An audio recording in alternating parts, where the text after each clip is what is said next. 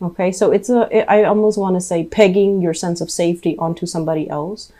But I feel like you admire this person, you look up to this person, you feel safe there. You feel like you and them have a common purpose. But I do sense this is the month where you're going to have to really reassess, what is really my safety net? It shouldn't come from other people. It should come internally. And the safety net, like I said, the foundation, the safety net is going to come from having that own space that you can call your own, where you can decompress, where you can feel safe. And then once you have that, all the other areas of your life will start to stabilize and will bring that sense of safety and security for you. Okay, so let's talk about the spread. The two cards that, came out at the very beginning of the spread looks really, really good. But I'm trying to pick up as well other areas that might be a little bit more tenuous that you have to contend with. And I feel it's relationship oriented. So let me just talk first of all about this, and then, find a segue into the next the next area of your life. This is a new job. Scorpio got a card that is very similar, but, it showed up in the upright position. So the Ace of Pentacles is some type of a God-given opportunity to make money. This is a very, very lucrative work assignment. And it's also something that can be greatly income generating. It can be very, very prosperous. You're looking at this and you're just like, I feel like some of you might need to make a move for this and you're not sure if the move is worth it. And then some of you are kind of like toying with the idea of, self-employment, thinking like, do I really want to take this job? This seems to me like a regular 9-to-5 job. Okay. It doesn't feel to me like it's an entrepreneurial endeavor. It feels to me like you're working under somebody else. And so you're kind of deciding, I'm safe where I am right now. There's a lot of money. I get along with everybody there. Everyone there is ambitious. They're on the same page. They want to collaborate and work with one another. So there is stability and harmony in the current work environment, where you might be working with like coworkers that are all different nationalities, all different age groups. So you might have somebody that is, on the verge of retiring, and you're just like eyeing the position thinking, well, if they leave, new positions will open up. You're working with people that could also be a lot younger than you. And you're kind of, revered, you're held in high regards because they look at you and they believe that you know what you're doing and you can help them.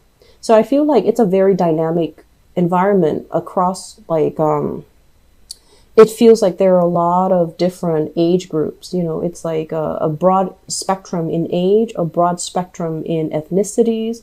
It's also a very, very busy, fun, dynamic environment where the days go by really fast. And you like that.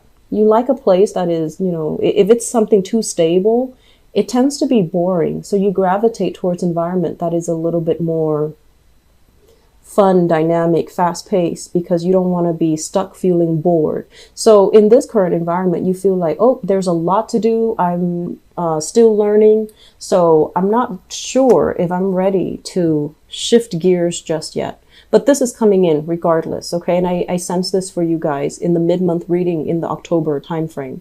And I feel like for those of you who are a little bit behind the, either you're born in, the late decan of Aquarius, you're dealing with this now where you have new opportunities, and the opportunity has a lot of growth and a lot more prosperity. And so you're trying to kind of like make a quick getaway. Like, how do I do this gracefully? How do I not disappoint all the people that I've been working with? How do I just cut ties and, bounce, get out of there gracefully without having to talk to my manager, my supervisor? How do I just get out gracefully, make a graceful exit? So some of you are toying with this idea. And I feel some of you are just, you're not really sure if this is the right decision. And so it seems like there's a lot at stake. It seems as if, there's a lot of fears here. The Strength card is more about, emotional and physical resilience, okay? It's about speaking your truth. It's about not cowering in the face of danger or in the face of fear. So I feel that the best policy is honesty, and the best policy is to be very forthcoming and righteous when it comes to our intentions. So I do feel many of you are going to be shifting gears, and it looks really good. And I feel that, you know, this phase where you've been going on the job interviews, trying to impress people, and feeling very empty-handed, feeling almost as if you're settling or you're selling yourself short, feeling like you had to take a job because of, you know, security reasons, rather than a job that really inspires you, that really motivates you to get out of bed every morning. I feel like that phase is over, because you have something really phenomenally amazing coming into the picture. I'm also sensing as well, let me talk about the relationship sector. So I have here a fire sign. So this is a Sagittarius, an Aries, or a Leo, sun, moon, or rising. And this energy is kind of like somebody delivering bad news, okay? It's a messenger energy. And what I'm feeling is,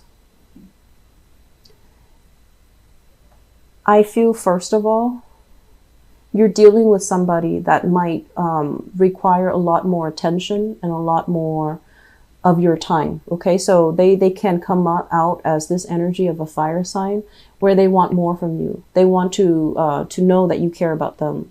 They need a lot more attention. They need a lot more of your time, and they're wondering where you've been. You've been busy working. You've been busy building your empire, building wealth, and you have a lot of things here that you're taking care of. And I feel like some of you are just kind of physically tired. This is a house move.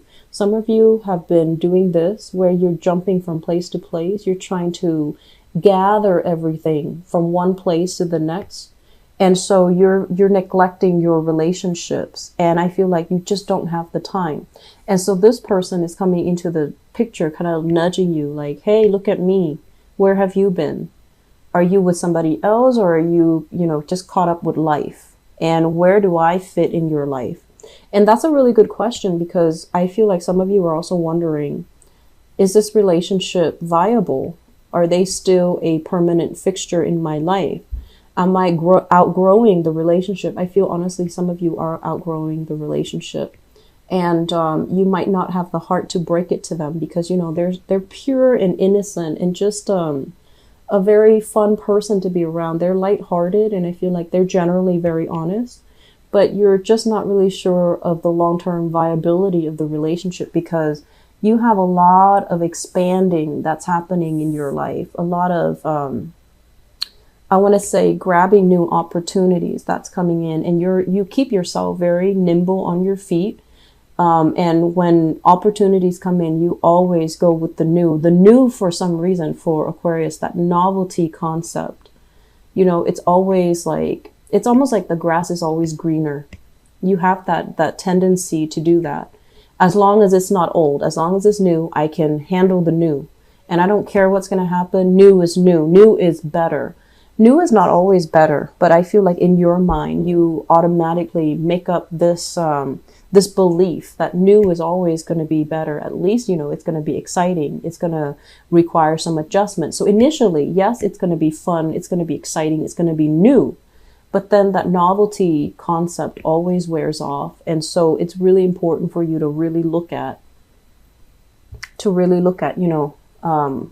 clearly, is this still viable? Am I outgrowing this person, like just spiritually? Or is it no longer proving to be new and exciting anymore, and that's why you want to leave it behind? But I feel like there's going to be a little bit of, I want to say like attention seeking from your partner. And I feel that they want to feel close to you again. They feel neglected, and they feel like you're not really in the picture. Okay. What I'm also sensing as well is some of you are in a relationship where the fun in the romance, for whatever reason, there's always a third party tagging along. It could be children, or it could be, family. So there's like always a third wheel, or there are always other parties interfering. I'm not sensing exes. Honestly, I'm not. It's not like, your ex or their ex is like poking their heads in the picture. I just feel like there's an element of, having a lot of people always around. And so you can't really have a normal one-on-one type of a relationship. If that sounds like you, Aquarius, you need to somehow create the space so that your relationship can thrive, because it's really affecting your relationship. And I feel you or your partner is no longer feeling like this is viable. It's almost like, you know how you have some people, I see this a lot in TV shows, but I don't really see it in real life, but you know, it does happen, I'm sure, where you have a friend that's always tagging along, you have a brother that's always tagging along, or you might be in a relationship with someone with children and they have children tagging along. And so when you're trying to have a relationship, especially at the very beginning of a relationship, you want to carve out that alone time so that you can get to know your partner. You want to, you know, isolate the relationship partner, not because, you know, of manipulation or jealousy or whatever. It's all about spending the time to properly get to know somebody. And I feel like with a lot of Aquarius, you know, the lines between who you're dating and who you're friends with, it kind of blurs, right? And so you feel like it's okay to bring my boyfriend, to, you know, to bring my friends along when I'm going on a date with my boyfriend or girlfriend. And so try to really reassess this, because I feel like your partner, or, you know, if your partner is doing this, you might not like it. And so it's really important to have these discussions. I just feel like a third wheel, somebody is, you know, coming along, dragging along, being dragged along, or some interference in your relationships here. And it's coming in at an inopportune time. And this is the month, it might have been happening, but this is the month where it proves to be very burdensome, and it's not something you can sweep under the rug or you can ignore anymore. Okay? So moving forward, what I do sense overall is we have a lot of work energy. And, you know, this general reading is going to be heavily focused on work and finances and your career. But we have a situation here where I feel, you know, you guys work really hard, and you're scrambling, you're trying to save up. So I feel like, you know, since last month was a big spending month, and money kind of slipped through your fingers. So this is the month where you need to, you know, keep track, itemize, and try to reduce spending, especially frivolous spending. So everything you do now this month has a purpose.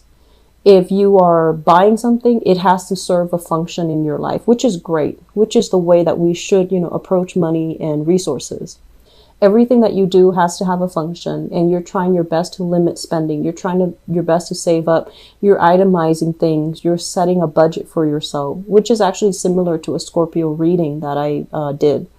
And so I do see many of you kind of like with spreadsheets, trying to do the bookkeeping, trying to sit down and sort through your finances, trying to, you know, even get a head start when it comes to tax season as well for those in the United States. So you're going to have to, you know, really sit down and think about, what are essential items? What can I live without? What do I need to get rid of? So I see you with piles, you know, piles in front of you. One is like a throwaway pile. The other one is a maybe pile. And the other one, third one, is like a keep pile. So you're, you know, sorting things out. What do I absolutely need in my new space, in my new life? And what can I do without? So you're getting rid of a lot of sentimental items, things you've accumulated over the years, things that, you know, even you have created with your own two hands. Artwork, pottery, jewelry, you know, things that you physically created or things that were given to you. And I'm also sensing this environment here where if you are moving, you have a lot of stuff that you absolutely need to get rid of. This is like wealth that is, you know, generational. It's accumulated over time. And I do see lavish furnishing, thick, heavy, you know, tapestries, thick, heavy curtains, really expensive rugs or exotic looking rugs. So a lot of things in your house that are just cluttering your space, cluttering your mental processes, cluttering your life. You need to get rid of them. And the best policy, I always feel, when it comes to donations, you know, it's always good to donate things that we don't need, because there's always somebody out there that can make use of it. But there's no point in donating scraps, right? Things that you absolutely hate or things that are no longer functional, like a torn piece of clothing. You know, mainly because the whole point of donation is to really think about, okay, I really like this, but I have to part ways with it. So I'm going to give it to somebody else that can make use of it or that can treasure it the way that I do. That is the mentality that you're supposed to take when it comes to donations. It's not about giving away, you know, your trash. It's about giving away things that you still hang on to for whatever emotional reasons. But now you can finally come to a point where you can get rid of it because it's going to serve its function and its purpose in somebody else's life, somebody that needs it. So a lot of trips taken to Goodwill, a lot of trips taken, you know, to donation centers. That's in store for you. Make sure your car is fully, you know, stocked and make sure your car is fully gassed up, okay? I feel like, you know, the whole donation concept, it is going to bring about really good energy. I feel like it's, you know, just the law of attraction. You give and you should also, if you give back, you will also get that blessing back to you tenfold, okay? So I do feel many of you try to part ways with some things because you're carrying a very, very heavy load.